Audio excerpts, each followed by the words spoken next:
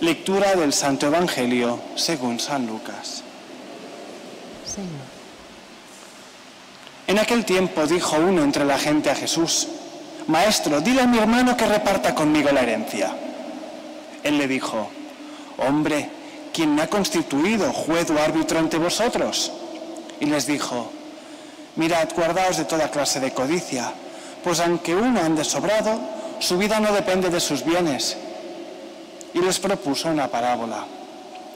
Las tierras de un hombre rico produjeron una gran cosecha, y empezó a hacer cálculos, diciéndose: «¿Qué haré?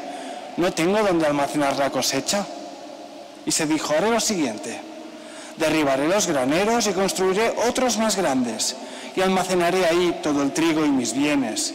Y entonces me diré a mí mismo: alma mía, tienes bienes almacenados para muchos años. Descansa, come, bebe, banquetea alegremente». Pero Dios le dijo: «Necio, esta noche te van a reclamar el alma. ¿Y de quién será lo que has preparado?». Así es el que atesora para sí y no es rico ante Dios.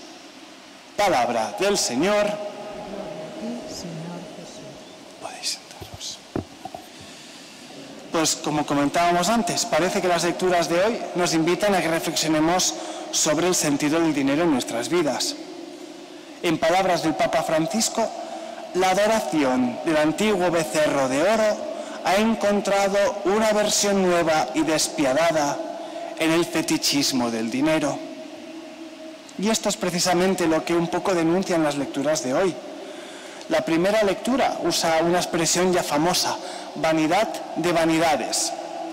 ¿Y qué es la vanidad? Pues según el diccionario, orgullo de la persona que tiene en un alto concepto sus propios méritos y un afán excesivo de ser admirado y considerado por ellos. En cambio, lo vano se define como lo que está vacío de contenido. Y es que la idolatría del dinero tiene estos dos elementos. Por un lado, genera esta preocupación de acumular y acumular para que la gente vea que tenemos y que nos aprecien por ellos. Y por otro, genera esta sensación de vacío, de manera que la única manera de sobreponerse es acumulando más y más y más. Y esto jamás colma. Una sabia mujer que se dedicaba desde hacía muchos años al mundo de las finanzas, decía en una entrevista que en su experiencia jamás se había encontrado con alguno de sus usuarios que dijera: «Basta, lo dejo, ya tengo bastante». Todos decían: «Un poquito más, otro poquito más». Eran esclavos. Y la pregunta que se pueden hacer y que podríamos hacernos nosotros es: ¿qué esperamos obtener cuando lo obtengamos? ¿Vale realmente la pena? Y esta es la pregunta que tenemos que plantearnos para decidir cómo queremos vivir. Y es mejor hacerla mientras aún estemos a tiempo. Una noticia de un diario nacional del año 2019 recogía los 5 lamentos más comunes de la gente que se iba a morir.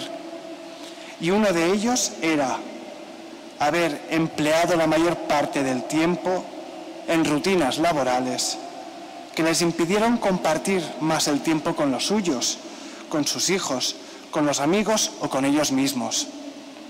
Eran personas que, por razones las que fueran, estaban más preocupadas por tener y se olvidaron de ser padres, de ser amigos, de ser hermanos.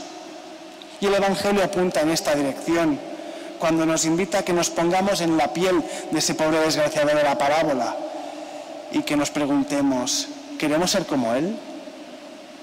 San Pablo nos recuerda que Cristo se ha dejado la vida de manera miserable para enriquecernos con los bienes que de verdad importan, que son los bienes de lo alto. Tenemos una alternativa infinitamente mejor: el amor verdadero. Quizás no colmará nuestros sentidos, pero sí que nos colmará de sentido, dará dirección a nuestras vidas. ¿Por qué volver a lo que está superado? Lo que Dios nos ofrece es tan grande que ha justificado que Él pague el precio supremo. Y Dios no hace cosas absurdas, no hace cosas por que sí. Si ha estado dispuesto a hacer tanto, es que de verdad vale la pena. Sabemos que, como San Pablo dice, por medio del bautismo, nosotros ya hemos apostado por un camino, el camino del amor, el camino de la entrega. Ahora se trata de que seamos coherentes con esta elección. No despreciemos el don que el Señor nos ofrece. Evidentemente esto no significa que tengamos que vivir en la miseria. Todos tenemos necesidades y lo justo para lo que hemos sido creados es para trabajar para proveer para aquellos que dependen de nosotros y para nosotros mismos. Y solo aquellos que tienen una vocación particular, los religiosos, a esos sí que se les puede exigir que sean pobres. A nosotros lo que se nos puede pedir es que vivamos desprendidos de las cosas materiales. Que las veamos como un instrumento al servicio de los demás y no tanto algo que me pertenece a mí y que hago con ello lo que me parece. Se trata de ser solidarios. Se trata de pensar en los desfavorecidos. Y por eso sería bueno que nos preguntásemos ante Dios qué es lo que de verdad necesitamos y qué no. No todo el mundo necesita tener 2 coches, 2 casas. No todo el mundo necesita ahorrar cada mes miles de euros. Y si razonablemente es prescindible, quizás tenemos el deber de dedicarlo a hacer que aquellas personas que viven una vida por debajo del umbral de la pobreza puedan vivir un poco mejor. De este modo estaremos haciendo un mundo más justo y más humano. Y si es peligroso acumular bienes sin razonable necesidad, aún lo es mucho más cuando el precio de acumularlos es el engaño, es el fraude, es cualquier tipo de manipulación, negándonos a pagar los salarios justos. Es dinero sucio y no se limpia con donaciones por generosas que sean. A Dios no se le compra. Además, desprenderse de los bienes útiles en esta vida también es una manera de recordarnos que nuestra apuesta vital va más allá de esta vida. Es recordar que nuestro cuerpo morirá y que esto es solo el principio de una vida aún mayor. Es la vida en mayúsculas. Esto se ve mejor cuando pensamos en los religiosos. Su presencia es signo de su fe en el más allá, puesto que nadie renuncia radicalmente a nada en esta vida si no es por algo mayor. Están tan convencidos de que es así, que lo apuestan todo a que de hecho va a ser así.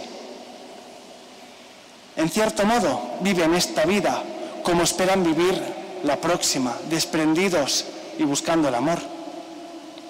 Y esto sí que es un testimonio evangelizador. Y si encima lo viven con fe y esperanza, es que además confían que Dios provee, que Dios cuida de ellos. Vida sencilla y confiada, testimonio de fe y esperanza. Pidamos, por tanto, y al Señor 3 cosas. Valentía para examinar cómo nos relacionamos con los bienes materiales. Sabiduría para saber decidir cuál es el mejor destino que les podemos dar. Y tercero, fortaleza para actuar en consecuencia. Así, además de amar mejor, tomaremos conciencia. Amar mejor en esta tierra, tomaremos conciencia que nuestro destino es el cielo. Así sea.